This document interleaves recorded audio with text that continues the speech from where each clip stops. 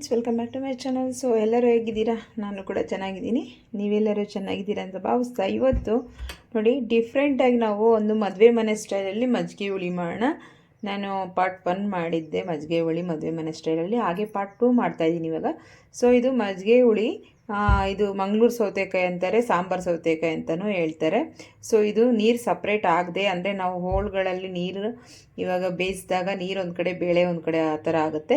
So ಆ ರೀತಿ ಆಗದೆ ಯಾವ ರೀತಿ ಮಾಡೋದು ಅಂತ ಇವತ್ತು ಈ ವಿಡಿಯೋದಲ್ಲಿ ಹೇಳ್ತಾ ಇದ್ದೀನಿ. ಸೊ ಮಾಡೋದು ಹೇಗೆ ಅಂತ ನೋಡ್ಕೊಳ್ಳೋಣ. ಮದುವೆ ಮನೆ ಸ್ಟೈಲಲ್ಲಿ ಇದು ಮಂಗಳೂರು ಸೌತೆಕಾಯಿ ಮಜ್ಜಿಗೆ ಹುಳಿ ಮಾಡೋಣ. ಮೊದಲನೇದಾಗಿ ನಾವು ಇದನ್ನು ಕಟ್ ಮಾಡ್ಕೊಳ್ಳೋಣ. ಯಾವ ಥರ ಕಟ್ ಮಾಡ್ಕೋಬೇಕು ಅಂದರೆ ಪೀಸಸ್ಸು ತೋರಿಸ್ತೀನಿ.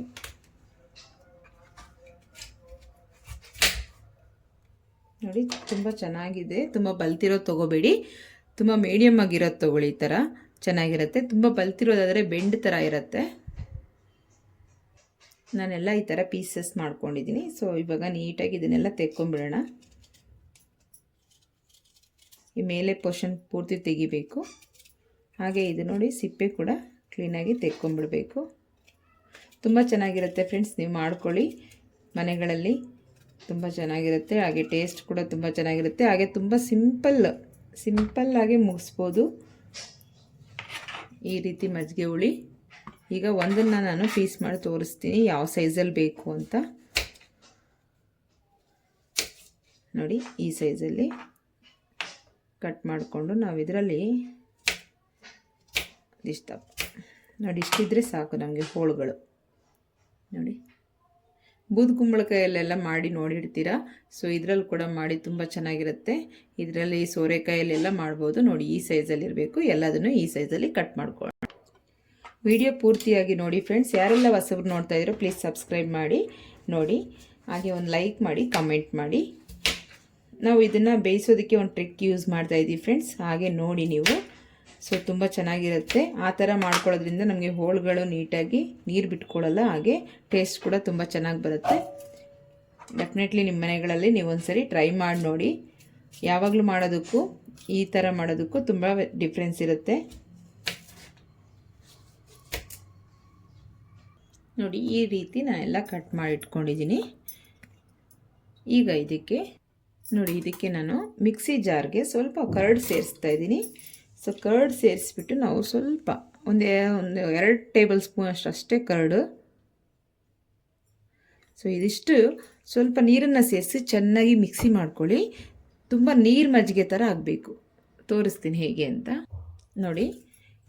ಈ ಹೋಳುಗಳಿಗೆ ಈ ಥರ ನೀರು ಮಜ್ಜಿಗೆ ಅಂದರೆ ತುಂಬ ನೀರು ಥರ ಇರಬೇಕು. ಈ ಮಜ್ಜಿಗೆನ ಸ್ವಲ್ಪ ಸೇರಿಸ್ಕೊಂಡು ನಾವು ಇದನ್ನೇ ಬಾಯ್ಲ್ ಮಾಡ್ಕೋಬೇಕು. ಈ ರೀತಿ ಇದಕ್ಕೆ ಸಪ್ರೇಟ್ ನೀರು ಸೇರಿಸಿ ನೀವು ಬಾಯ್ಲ್ ಮಾಡಬಾರ್ದು. ಈ ಥರ ಮಜ್ಜಿಗೆ ನೀರು, ತುಂಬ ಮಜ್ಜಿಗೆ ಅಂದರೆ ನೀರು ಇರೋ ಮಜ್ಜಿಗೆನ ಸೇರಿಸ್ಕೊಂಡು ಈಗ ನಾವು ಸ್ಟವ್ ಮೇಲೆ ಇಟ್ಕೊಳ್ಳೋಣ. ಈಗ ಸ್ಟವ್ನ ಆನ್ ಮಾಡಿಕೊಂಡು ಸ್ವಲ್ಪ ಚೆನ್ನಾಗಿ ಬೇಯಬೇಕು. ಮುಕ್ಕಾಲು ಭಾಗ ಬೆಂದಿರಬೇಕಾಗತ್ತೆ. ಸೊ ಇಷ್ಟರಲ್ಲೇ ಬೇಯುತ್ತೆ ಸಾಕು. ಈಗ ಇದಕ್ಕೆ ನಾನು ಸ್ವಲ್ಪ ಸಾಲ್ಟನ್ನು ಸೇರಿಸ್ತಾ ಇದ್ದೀನಿ. ಸ್ವಲ್ಪ ಹೋಳುಗಳಿಗೆ ಸಾಲ್ಟ್ ಇರಲಿ ಅಂತ ಅಷ್ಟೆ.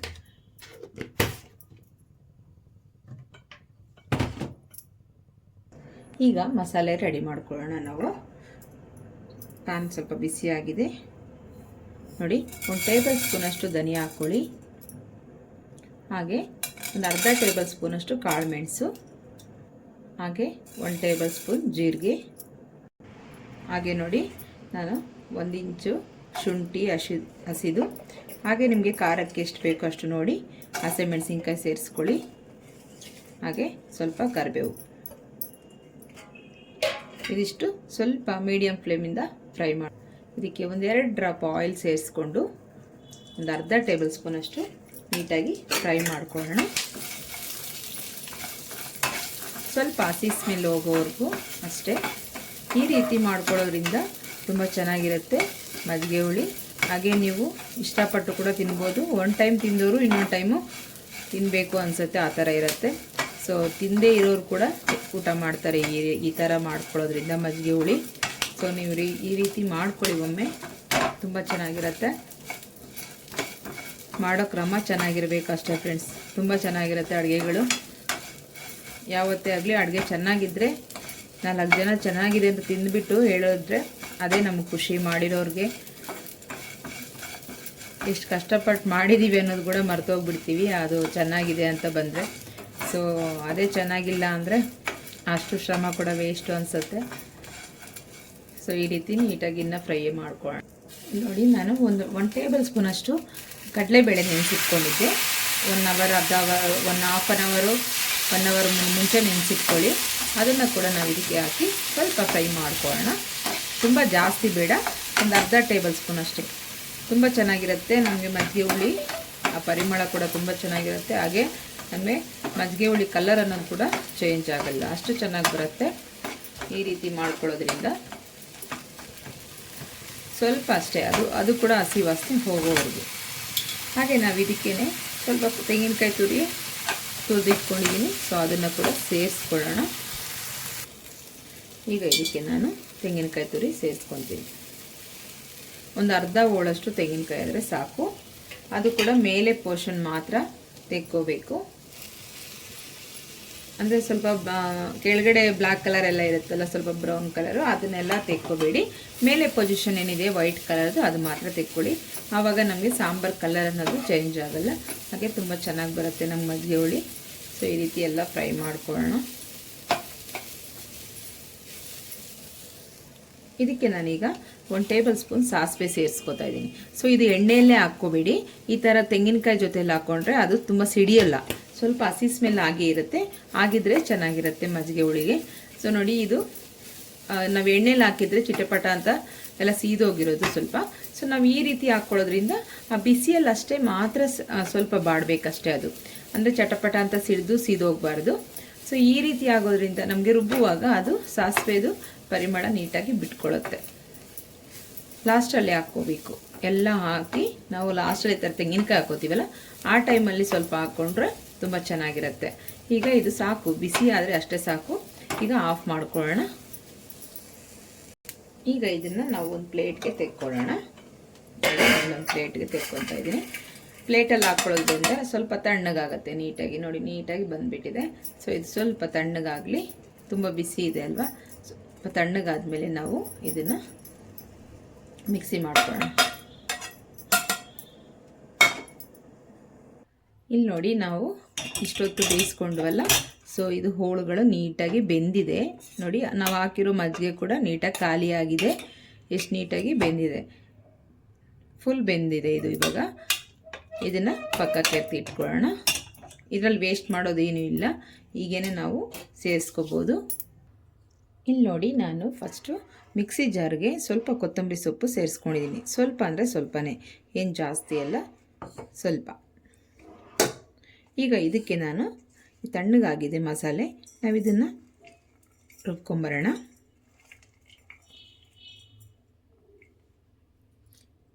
ನಾನು ಮಸಾಲೆ ಎಲ್ಲ ರುಬ್ಕೊಂಬಂದಿದ್ದೀನಿ.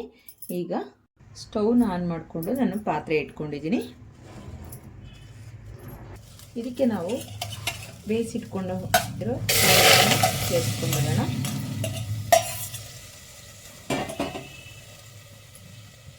ಹಾಗೆ ನಾವು ರುಬ್ಕೊಂಡಿರುವಂಥ ಮಸಾಲೆ ಕೂಡ ಸೇರಿಸ್ಕೊಂಡ್ಬಿಡೋಣ.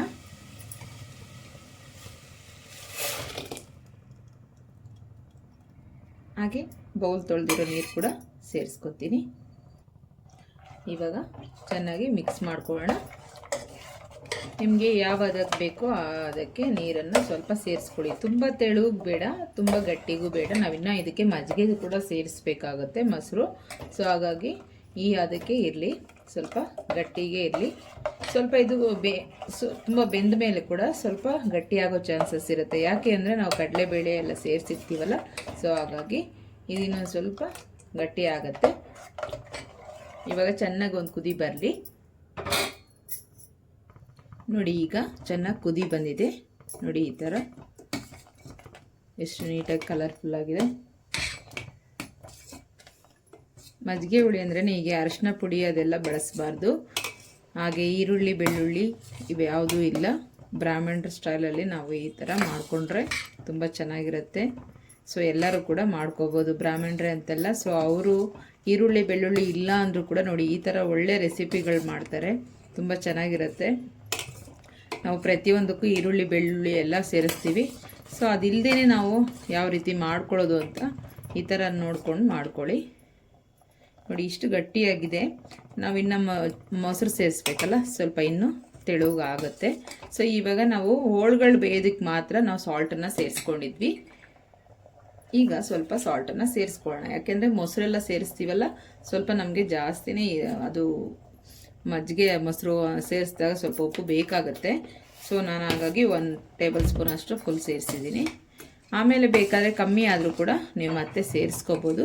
ಇವಾಗ ಒಂದು ಅಳತೆಗೆ ನೀವು ಹಾಕ್ಕೊಳ್ಳಿ ಅಷ್ಟೇ. ಈಗ ಚೆನ್ನಾಗಿ ಕುದಿ ಬಂದಿದೆಯಲ್ವಾ, ಸೊ ಈಗ ಸ್ಟವ್ನ ನಾವು ಆಫ್ ಮಾಡ್ಕೋಬೇಕಾಗತ್ತೆ. ಇಲ್ಲಿ ಅರ್ಧ ಲೀಟ್ರ್ ಮೊಸರನ್ನ ನಾನು ಈ ರೀತಿ ಮಜ್ಜಿಗೆ ಮಾಡಿಟ್ಕೊಂಡಿದ್ದೀನಿ. ಅಂದರೆ ಮಜ್ಜಿಗೆ ಅಂದರೆ ನೀರು ಹಾಕಿಟ್ಟಿಲ್ಲ, ಸೊ ಹಾಗೆ ನಾನು ಮಿಕ್ಸಿ ಮಾಡಿಟ್ಕೊಂಡೆ. ಸೊ ಪ್ಯಾಕೆಟಲ್ಲಿ ಇದ್ದಿದ್ರೆ ಹಾಗೆ ಸ್ವಲ್ಪ ಶೇಕ್ ಮಾಡಿದ್ದಿದ್ರೆ ಮಜ್ಜಿಗೆ ಆಗೋದು, ಸ್ವಲ್ಪ ಗಟ್ಟಿ ಇರೋದೆಲ್ಲ ಮಜ್ಜಿಗೆ ಅದಕ್ಕೆ ಬರೋದು. ಸೊ ನಾನು ಅದನ್ನು ಓಪನ್ ಮಾಡಿರೋ ಕಾರಣದಿಂದ ನಾನು ಮಿಕ್ಸಿಗೆ ಹಾಕ್ಕೊಂಡು ಸ್ವಲ್ಪ ನೀಟಾಗಿ ಇದು ಮಿಕ್ಸ್ ಮಾಡ್ಕೊಂಡಿದ್ದೀನಿ. ಈಗ ಇದನ್ನು ಸೇರಿಸೋಣ ನಾವು. ಈಗ ಸ್ಟವ್ನ ಆಫ್ ಮಾಡ್ಕೊಳ್ಳೋಣ. ನೋಡಿ ಆಫ್ ಮಾಡ್ಕೊಂಡಿದ್ದೀನಿ. ಈಗ ನೋಡಿ ಹೋಳುಗಳು ನೀಟಾಗಿ ಬೆಂದಿದೆ. ತುಂಬ ಬೆಂದಿರಬಾರ್ದು, ಅಂದರೆ ಈ ಕೈಯಲ್ಲಿ ಇಟ್ಕೊಂಡ್ರೆ ಪಿಚ್ಚ ಅನ್ನಬಾರ್ದು, ಸ್ವಲ್ಪ ಗಟ್ಟಿಯಾಗಿ ಇರಬೇಕು. ಆ ಥರ ಇದ್ದರೆ ಚೆನ್ನಾಗಿರುತ್ತೆ. ಇವಾಗ ನಾವು ಮೊಸರನ್ನ ಸೇರಿಸ್ಕೊಳ್ಳೋಣ.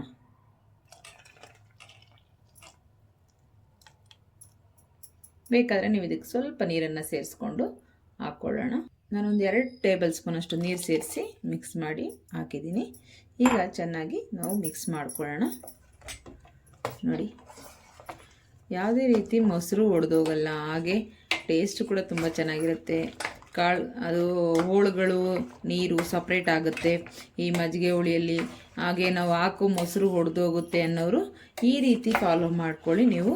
ತುಂಬ ಚೆನ್ನಾಗಿ ನೋಡಿ ಮಜ್ಜಿಗೆ ಹುಳಿ ರೆಡಿ ಆಯಿತು, ನೋಡಿದ್ರಲ್ಲ. ಈಗ ಇದಕ್ಕೆ ನಾವು ಇಂಪಾರ್ಟೆಂಟ್ ಆಗಿರೋದು ಒಂದು ಸೇರಿಸ್ಬೇಕಾಗತ್ತೆ. ಸೊ ನಾನು ಇಲ್ಲಿ ಪ್ಯಾನ್ ಇಟ್ಕೊಂಡಿದ್ದೀನಿ, ಸ್ವಲ್ಪ ಬಿಸಿ ಮಾಡ್ಕೊಳ್ಳೋಣ. ಈಗ ನಾವು ಒಗ್ಗರಣೆಗೆ ನೋಡಿ ಕೊಬ್ಬರಿ ಎಣ್ಣೆ ಇದ್ದರೆ ಕೊಬ್ಬರಿ ಎಣ್ಣೆ ಸೇರಿಸ್ಕೊಳ್ಳಿ, ಇಲ್ಲ ಅಂದರೆ ನೀವು 1 ಟೇಬಲ್ ಸ್ಪೂನ್ ತುಪ್ಪ ಸೇರಿಸ್ಕೊಳ್ಳಿ, ತುಂಬ ಚೆನ್ನಾಗಿರುತ್ತೆ. ಹಾಗೆ ತುಂಬ ಒಳ್ಳೆಯದು ಕೂಡ ಆರೋಗ್ಯಕ್ಕೆ. 1 ಟೇಬಲ್ ಸ್ಪೂನ್ ಅಷ್ಟೇ, ಜಾಸ್ತಿ ಏನು ಬೇಕಾಗಿಲ್ಲ. ಒಗ್ಗರಣೆಗೆ ಎಷ್ಟು ಬೇಕೋ ಅಷ್ಟು. ಈಗ ಬಿಸಿಯಾಗಿದೆ. ಇವಾಗ ನಾನು ನೋಡಿ ಸಾಸಿವೆ, ಜೀರಿಗೆ, ಹಾಗೆ ಸ್ವಲ್ಪ ಉದ್ದಿನಕಾಳು, ಹಾಗೆ ಕರಿಬೇವಿನ ಸೊಪ್ಪು, 1 ಮೆಣಸಿನಕಾಯಿ ಇವೆಲ್ಲ ಸೇರಿಸಿ ಒಟ್ಟಿಗೆ ಹಾಕ್ಕೊಂಡಿದ್ದೀನಿ ನಾನು. ತುಪ್ಪದಲ್ಲಿ ಒಗ್ಗರಣೆ ಮಾಡೋದು ಇದೆಯಲ್ಲ ತುಂಬ ಚೆನ್ನಾಗಿರುತ್ತೆ, ಒಳ್ಳೆ ಘಮ ಇರುತ್ತೆ.